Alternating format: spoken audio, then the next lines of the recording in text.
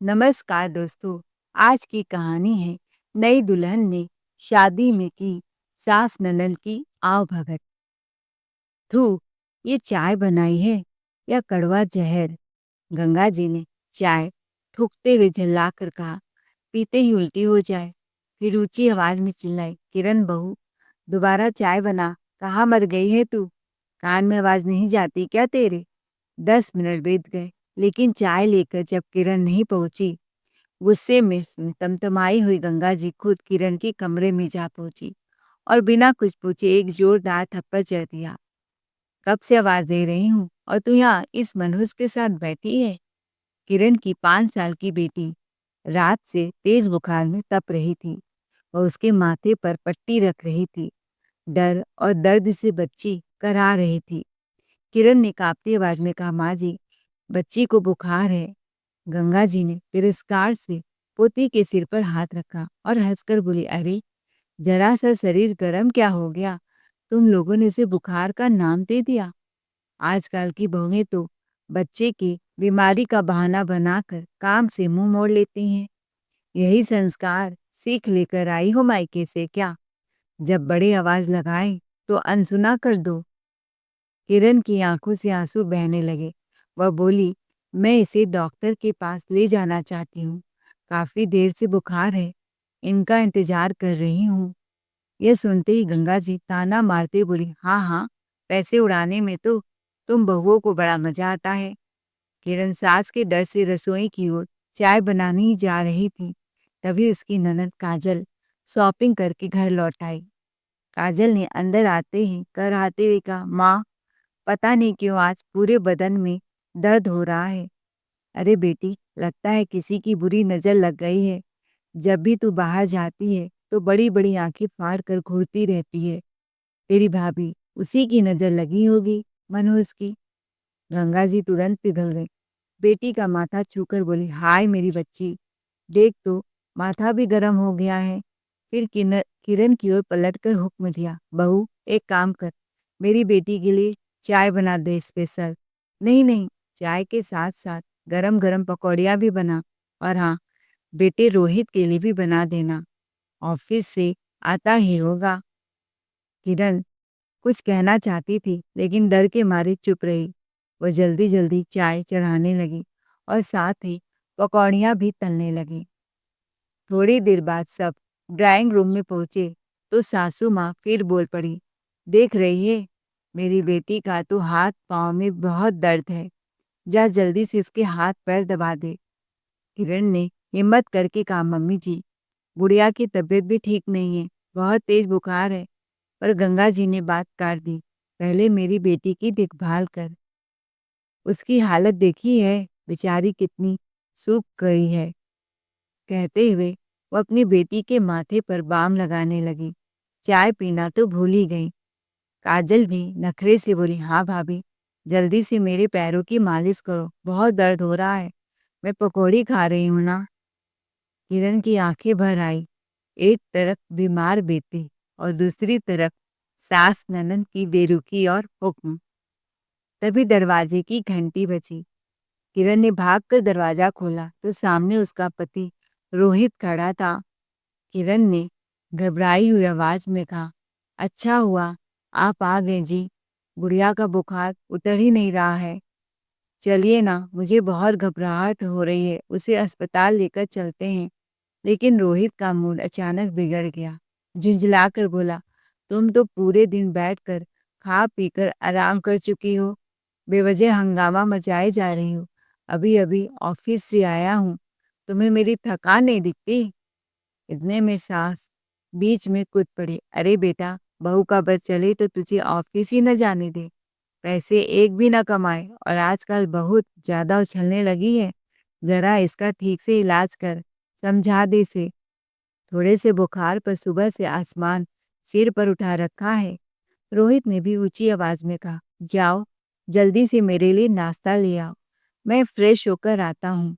यह कहकर वह ड्राइंग रूम में जाकर माँ और बहन के साथ बैठकर टीवी देखने लगा।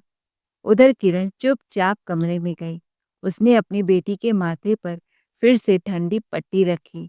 बच्ची बुखार में तप रही थी आंखें बुझी-बुझी थी। किरण का दिल भर आया। वह मन ही मन सोचने लगी, कोई पिता अपनी ही बेटी के बारे में ऐसा कैसे बोल सकता है?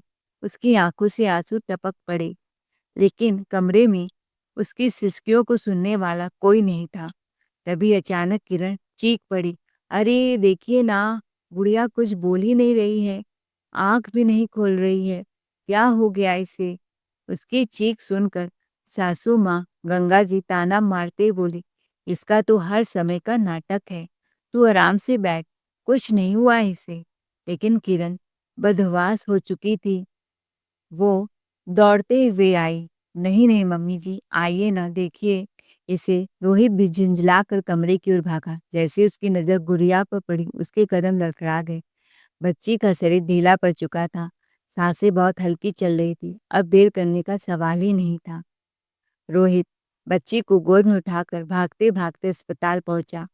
डॉक्टरों ने जांच करते ही सख्त लहजे में कहा, आप लोगों को जरा भी अंदाजा है हालत कितनी गंभीर है? बच्ची के बुखार उसके दिमाग तक पहुंच चुका है। अब हम कुछ भी पक्का नहीं कह सकते। यह सुनते ही किरण जमीन पर बैठ गई। रोते रोते उसने रोहित की ओर देखा और कांपती आवाज में बोली, आप कह रहे थे ना कि मर नहीं जाएगी। अगर मेरी बेटी को कुछ हुआ तो मैं आपका घर छोड़ दूंगी, चाहे सड़क पर भीख मांग कर खाना खाना ही न पड़ जाए, लेकिन उस घर में एक कदम भी नहीं रखूंगी। यह कहते कहते वह फूट फूट कर रो पड़ी।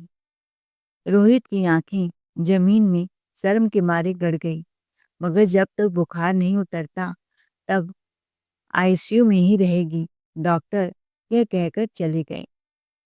किरण फूट फूट कर चिल्ला उठी।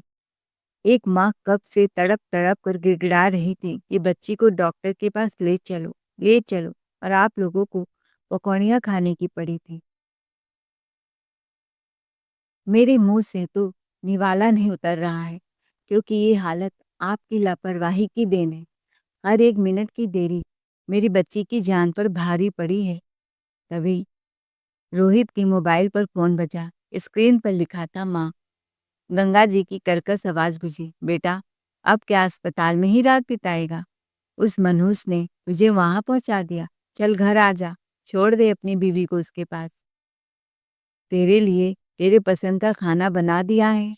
रोहित का सब्र टूट गया। आंखों में आंसू लिए वो चीख पड़ा, माँ मेरी बेटी जिंदगी और मौत से लड़ रही है और आपको खाने की पड़ी है। आप लोग आराम से खाइए, जिसे भूख हो वो खाए। जब मेरी बेटी तड़प रही थी तब पकौड़ियाँ ज्यादा जरूरी थी। आज अगर उसे कुछ हो गया तो याद रखना। फोन कट गया। किरण रोए जा रही थी। खैर, एक हफ्ते बाद डॉक्टर ने गुड़िया को अस्पताल से छुट्टी दे दी। बच्ची जब घर लौटी तब जाकर रोहित और किरण की सांसों में जान आई। रोहित में अब साफ साफ बदलाव दिखने लगा था। वह ऑफिस से लौटकर सीधे गुड़िया के पास बैठ जाता, उसके साथ खेलता, उसे गोद में उठाकर हंसाने की कोशिश करता। कभी रंग बिरंगे खिलौने लाता तो कभी चॉकलेट और टॉफियाँ। वह किरण से भी पहले की तरह व्यवहार नहीं करता, उससे अब बातें करता, हाल चाल पूछता। यह सब देखकर गंगा जी और उनकी बेटी काजल की आंखें फटी की फटी रह गई। काजल तिरस्कार से बोली, माँ देख रही हो कैसे उस मनहूस की लड़की पर पैसे लुटाए जा रहे हैं? भाई को क्या हो गया है? एक दिन जब रोहित ऑफिस चला गया, गंगा जी किरण के कमरे में आ पहुंची। खिलौनों की ओर इशारा करते हुए बोली, ये क्या तमाशा लगा रखा है? इतना खिलौना क्यों? किरण ने संयम से कहा, माँ जी अपनी बेटी के लिए तो ला रहे हैं, उसकी तबीयत अभी तक पूरी तरह ठीक नहीं हुई है, मन बहलेगा उसका। गंगा जी भड़क उठी, चॉकलेट टॉफी खिलौनों पर पैसे उड़ाओगी? अभी मुझे अपनी काजल की शादी भी करनी है, अच्छे घर में करनी है, खर्चा लगेगा, समझी? अपनी बेटी पर ऐसे पैसे बर्बाद मत किया कर। फिर हुक्म देते बोली, जा छत पर मिर्चें सुखा। पता नहीं कौन सा जादू कर रखा है तूने कि मेरा बेटा अब मेरी सुनता ही नहीं। पहले ऑफिस से आकर मेरे कमरे में बैठा रहता था, मुझसे बातें करता था, अब देख हर समय तेरी बेटी के पास मंडराता रहता है। काजल भी ताना मारती बोली, माँ मुझे तो पूरा यकीन है ये कुछ उल्टा सीधा पढ़ाती है हमारे खिलाफ। ऊपर से भोली बनने का नाटक करती है। किरण का खून खौल उठा था। उसका जी चाहा कि पलटकर करारा जवाब दे दे, लेकिन वो अच्छी तरह से जानती थी अगर उसने एक शब्द भी ज्यादा बोल दिया तो माँ बेटी मिलकर उस पर हाथ उठा देंगी।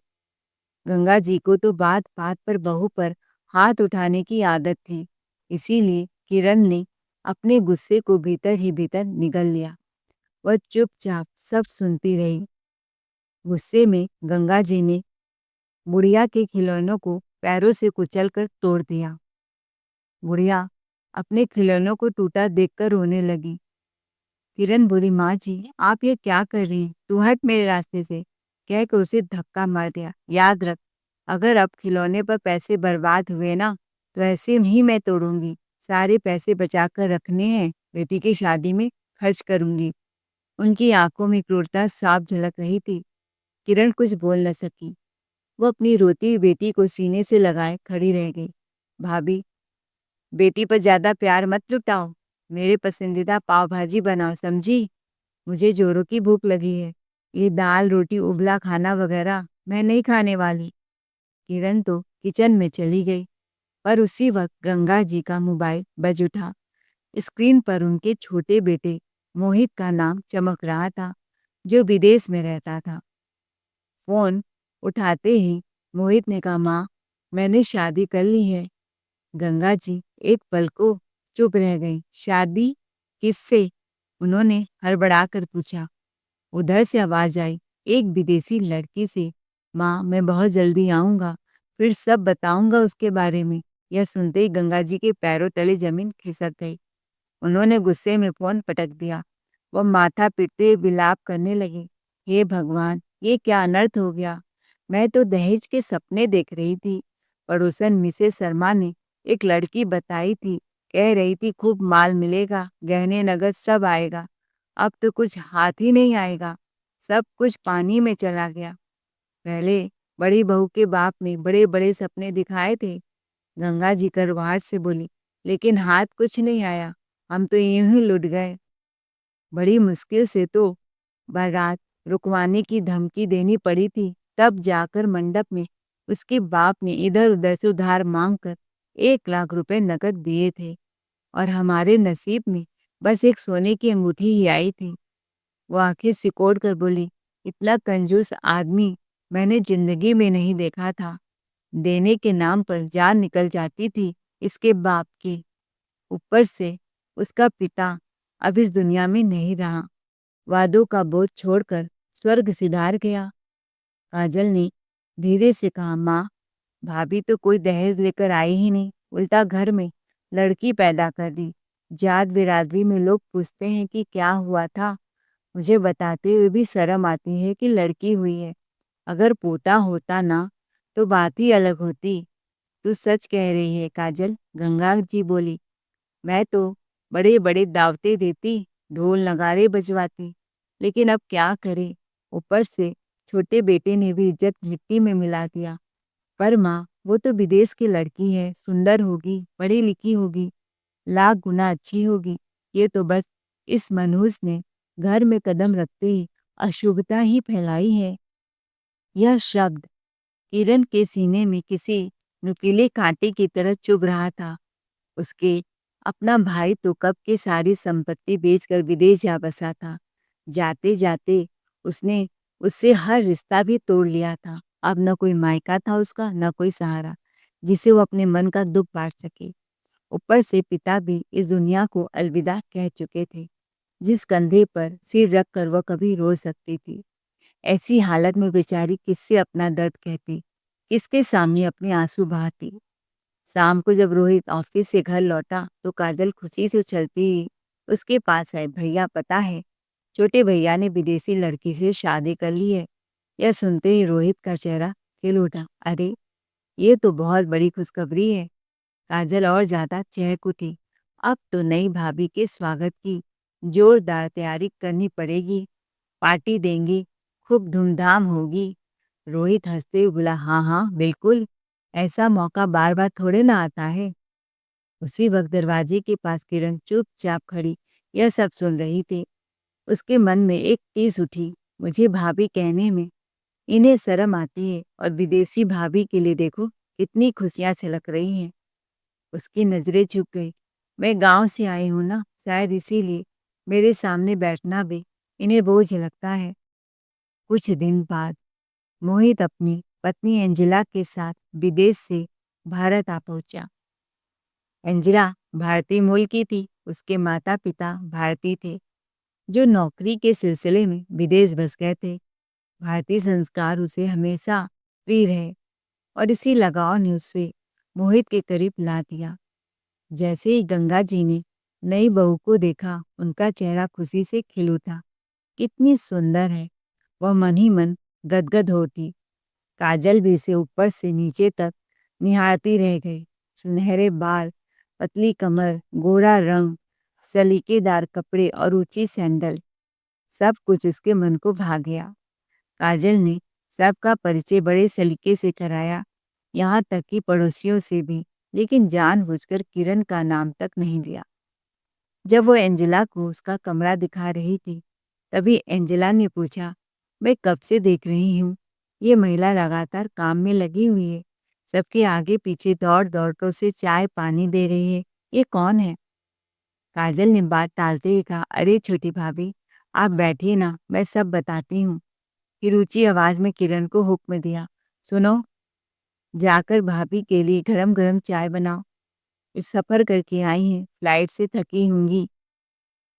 किरण चुपचाप रसोई की ओर बढ़ रही थी कि पीछे से काजल ने एंजेला के कान भरते हुए कहा, अरे कुछ नहीं भाभी, ये तो बड़े भैया की पत्नी है, गांव की है, गवार सी, पढ़ी लिखी नहीं है, बस चूल्हा चौका ही जानती हैं।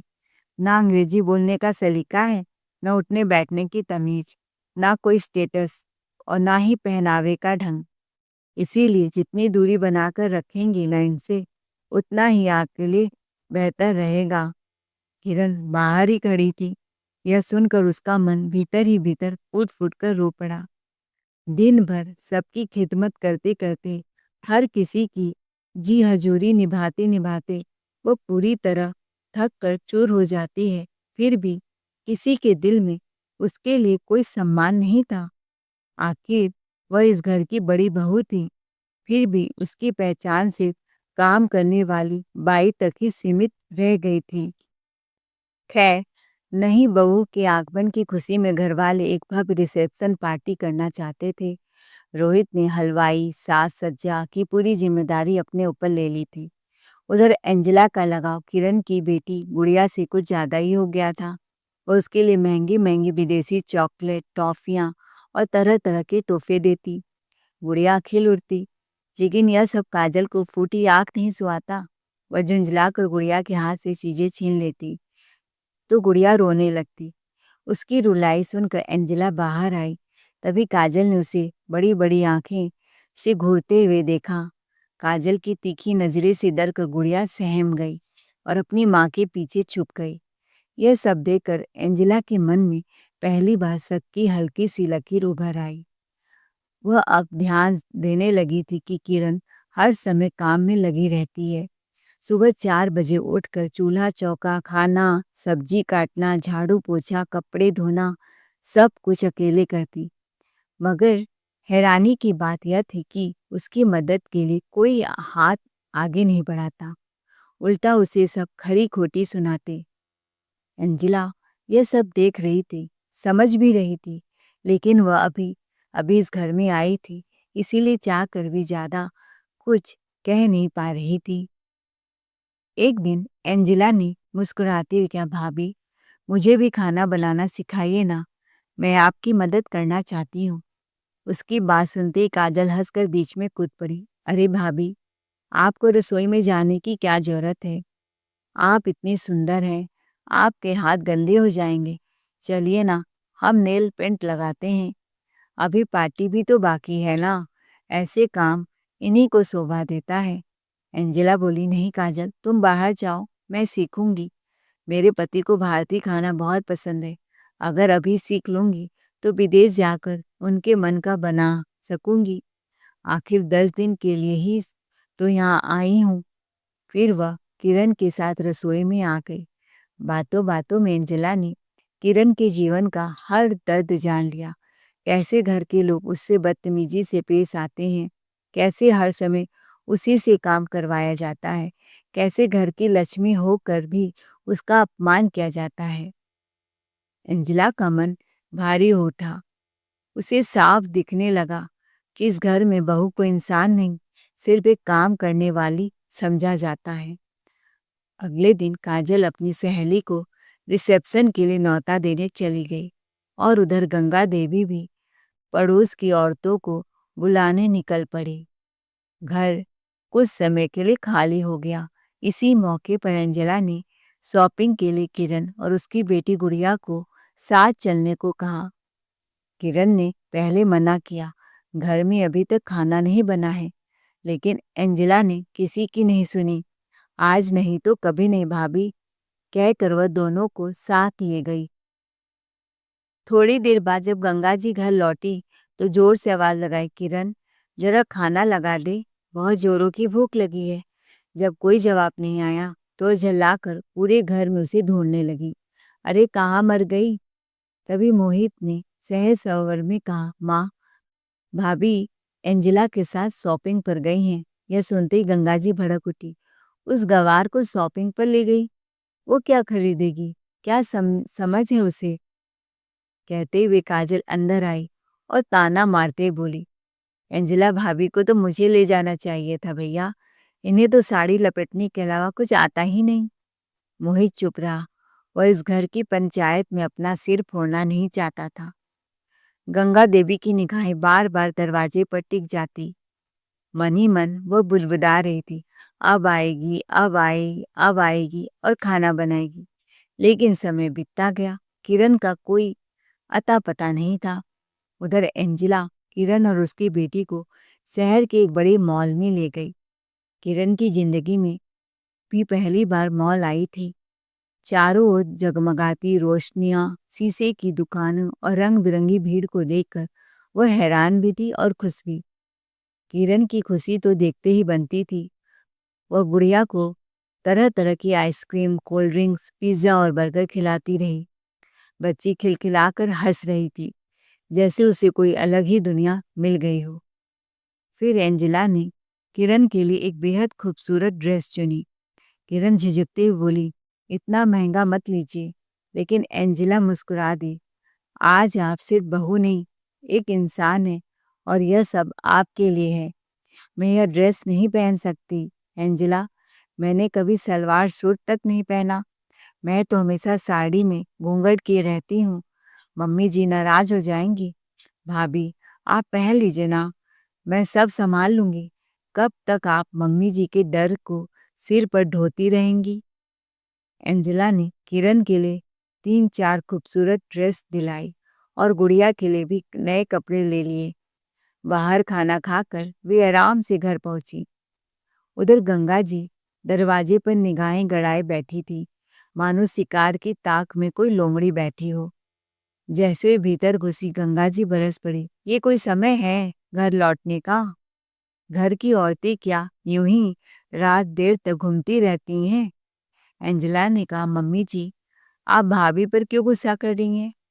मैं ही इन्हें लेकर गई थी। गंगा जी तिलमिला उठी, क्यों लेकर गई थी? घर में इतना काम पड़ा है, कौन करेगा? मेरा बुढ़ापा है, मुझसे इतना नहीं होता, दिखता नहीं तुम्हें? एंजेला ने बिना झिझक जवाब दिया, तो आपकी बेटी काजल है ना, उससे काम करवा लीजिए। वैसे भी वो तो फ्री ही बैठी रहती है। और हाँ, हम लोग पिज्ज़ा बाहर से खा कर आए हैं। आप अपनी लाडली बेटी से कहिए और खाना बनवा लीजिए। हम अब बहुत थक गए हैं, सोने जा रहे हैं। चलिए भाभी। इतना कहकर वो किरण को साथ लेकर अंदर चली गई। गंगा जी मुंह ताकती रह गई। शब्द थे पर आवाज नहीं। पीछे से काजल ने जहर घोल दिया, माँ देख रही हो, तेरी गंवार बहू के भी अब पंख निकल आए हैं। इसके साथ घूम घूम कर शॉपिंग भी कराई, बाहर का खाना भी खाई। अब हम क्या चूल्हे में जाकर पसीना बहाएं? फिर तुनक कर बोली, काजल तू ही कुछ अच्छा हल्का फुल्का खिचड़ी बना ले, मुझे बहुत भूख लगी है। माँ, मैं किचन का काम नहीं करने वाली, चाहे तू भूखी रहे या कुछ भी हो। भैया लोग तो दोस्त के घर गए हैं, मुझसे कुछ नहीं होगा, मैं भी बाहर से खाना मंगा लेती हूँ।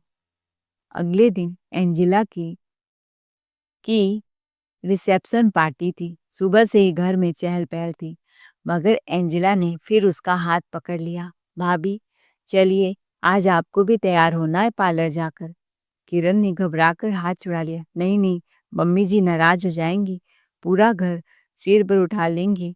एंजिला हल्की मुस्कान के साथ बोली, अरे मम्मी जी को छोड़िए ना, मैं हूं ना, आप तो एंजॉय करो। आज तो तुम्हारा दिन है ना, तुम एंजॉय करो, मैं ऐसे ही थोड़ी बहुत तैयार हो लूंगी। एंजेला ने साफ मना कर दिया, नहीं भाभी, आज आपका भी दिन है और मुझे आपको अपने साथ लेकर ही जाना है। भैया, बोलिए ना। इतने में रोहित भी बोल पड़ा, चली जाओ, इतने प्यार से कह रही है। किरण अब भी हिचकिचा रही थी। अरे भाभी, पैसों की बिल्कुल चिंता मत करिए, मैं हूं ना, पेमेंट कर दूंगी। गंगा जी ने जब किरण को आवाज दी और वह घर में दिखाई नहीं दी, तो उनका पारा 7वें आसमान पर चढ़ गया। पूरा घर सिर पर उठाती हुई वो चिल्लाई। तभी मोहित ने शांत स्वर में कहा, माँ, वह एंजिला के साथ पार्लर गई है, उसे अकेलापन लग रहा था, इसीलिए मदद के लिए चली गई। यह सुनते ही काजल झल्ला उठी, वाह, इस घर में हम जैसे है ही नहीं, हर बार उसी गवार को महत्व दी जाती है। देखो, अब तो इसे भी विदेशी बनने का चस्का चढ़ गया है। रोहित बिना कुछ कहे सजावट के काम में लग गया। काजल गंगा जी से फुसफुसाकर बोली, मम्मी, अब तो आप अपने ही घर में गुलाम बनने की तैयारी कर लीजिए। दोनों बहुएं जरूर कुछ न कुछ बड़ी साजिश रच रही हैं। इधर मेहमान आने लगे थे और किरण अब तक नहीं लौटी थी। रोहित ने उसे फोन किया, जल्दी आ जाओ, मम्मी का मुंह लटका जा रहा है। उधर गंगा जी काजल से कह रही थी, मोहित कुछ दिन बाद चला जाएगा, इसके बाद इस किरण की खबर लूंगी। पैर तोड़कर बाहर न फेंका तो मेरा नाम गंगा नहीं। अभी इन्हें आने तो दो मम्मी, वैसे भी डॉलर वालों के आगे तो मुझे भी झुकना पड़ता है। तभी एंजिला का फोन आया। म्यूजिक तेज कर दिया गया। दरवाजे पर फूलों की पंखुड़ियों से रास्ता सजाया गया। जैसे ही एंजिला कार से उतरी, फूलों की बारिश होने लगी। गंगा जी गर्व से तनकर अपनी विदेशी बहू की आरती उतारने लगी। काजल ने कहा, वाह भाभी, आप तो परी लग रही हैं, एकदम गुड़िया सी। लेकिन वो कहाँ है जिसे आप साथ ले गई थी? एंजिला बोली, वो रही, गुड़िया के साथ आ रही है। किरण जैसे ही सामने आई, सबकी आंखें खुली की खुली रह गई। नई सादगी, चमक नई। आज किरण एकदम अलग ही नजर आ रही थी। कोई बोला, आज तो देवरानी जेठानी दोनों ही दुल्हन जैसी लग रही है। रोहित बोला, तुम बहुत खूबसूरत लग रही हो इस ड्रेस में किरण। गंगा जी अंदर ही अंदर जल भुन गई।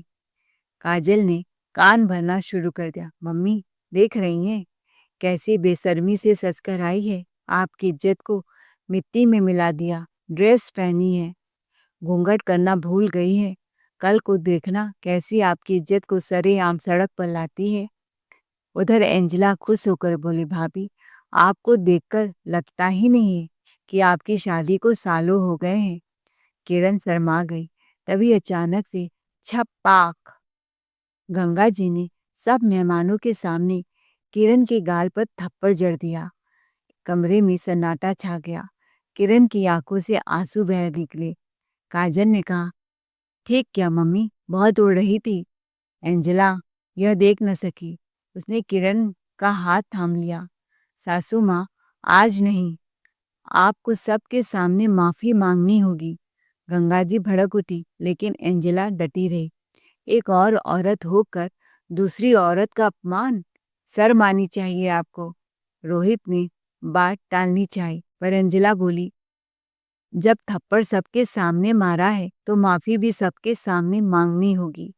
गुस्से में गंगा जी किरण को घसीटने लगी, जा कमरे में साड़ी पहनकर आ, बेशर्म औरत। तभी छपाक, एंजिला ने गंगा जी के गाल पर भी एक थप्पड़ जड़ दिया। सब यह देखकर हक्के बक्के रह गए। काजल के तो हाथ पैर ही कांप गए। नई बहू का ऐसा रूप देखकर गंगा जी हैरान थी। मोहित भी खड़ा हल्के से मुस्कुरा रहा था। गंगा जी ने बदले में एंजेला को थप्पड़ मारना चाहा तो उसने गंगा जी का हाथ हवा में ही पकड़कर कहा, खबरदार, हिम्मत भी मत करना। आप जानती नहीं हूँ मैं कौन हूँ। कौन है तू? मेरे पैरों की जूती। मैं तुझे अपने पैरों की जूती बनाकर रखूंगी। तू है कौन मेरी औकात नापने वाली? मैं चाहूँ तो तुझे अपने कदमों तले रौंद कर रख दूं। विदेश से आई है तो क्या आसमान से उतरी है? हट मेरे रास्ते से। मुझे रोकने की हिम्मत मत करना। जैसे ही वो थप्पड़ मारने लगी तो एंजेला चीख कर बोली, मैं पुलिस कमिश्नर हूँ और आपकी करतूतों की एक एक फाइल मेरे नज़रों के सामने खुली हुई है। वो भी किरण भाभी ने खुद सबूतों के साथ रखी हैं। कैसे आप हर बात पर उन्हें अपमानित करती हैं। कैसे भैया से कहकर पिटवाया जाता है। कभी नमक जरा सा कम हुआ, कभी देर से उठ गई, तो कभी खिलौनों के कारण लातों और गालियों से उनका अस्तित्व कुचला गया। पुलिस कमिश्नर शब्द सुनते ही गंगा जी के चेहरे की रंगत उड़ गई, पैरों तले जमीन खिसक गई। मोहित ने कहा, हाँ माँ, मैं आज ही यह सब बात आपको बताने वाला था, पर किसे पता था कि इसका पहला केस ससुराल से ही शुरू होगा। उसने एंजेला की ओर देखा। मुझे तुम पर गर्व है। वो मेरी पत्नी है और वो बिल्कुल सही है माँ। काजल का चेहरा स्याह ही सा काला पड़ गया। नहीं भाभी, मुझे जेल नहीं जाना है। सब माँ की गलती है। मैं तो छोटी हूँ। एंजेला आगे बढ़ी। आवाज में कानून जैसी सख्ती थी। अब कान खोलकर सुन लीजिए। अगर भाभी के प्रति किसी की उंगली भी उठी तो मामला घर में नहीं थाने में चलेगा और तब मैं किसी को नहीं छोड़ूंगी। फिर रोहित की तरफ मुड़कर बोली, और आप किस किस्म के पति हैं? बीवी को इंसान नहीं गुलाम समझते हैं? अगर साथ नहीं दे सकते तो कम से कम जुल्म में साझेदार मत बनिए। शादी की है तो निभाइए। रोहित को अपनी गलती का एहसास हो रहा था। पुलिस का नाम कानों में पड़ती गंगा जी भीतर से कांप उठी। जेल की सलाखें आंखों के सामने नाचने लगी। पल भर में गिरगिट की तरह रंग बदल गया। बहू, मुझसे गलती हो गई। अब कभी ताना नहीं दूंगी, कभी हाथ नहीं उठेगा, कसम है। वह एंजेला के पैरों में गिर पड़ी। किरण चुप खड़ी थी, आंखों में आंसू थे। आज एंजेला की वजह से उसकी जिंदगी में पहली बार इज्जत और सुकून ने दस्तक दी थी। और वहीं सारे मेहमान ने एंजेला के फैसले की खूब तारीफ की और ताली बजाकर नई बहू का स्वागत करने लगे। दोस्तों, आपको हमारी आज की कहानी कैसी लगी कमेंट करके ज़रूर बताएं। कहानी अच्छी लगी हो तो चैनल को लाइक शेयर सब्सक्राइब जरूर करें। Thanks for watching ARK voice.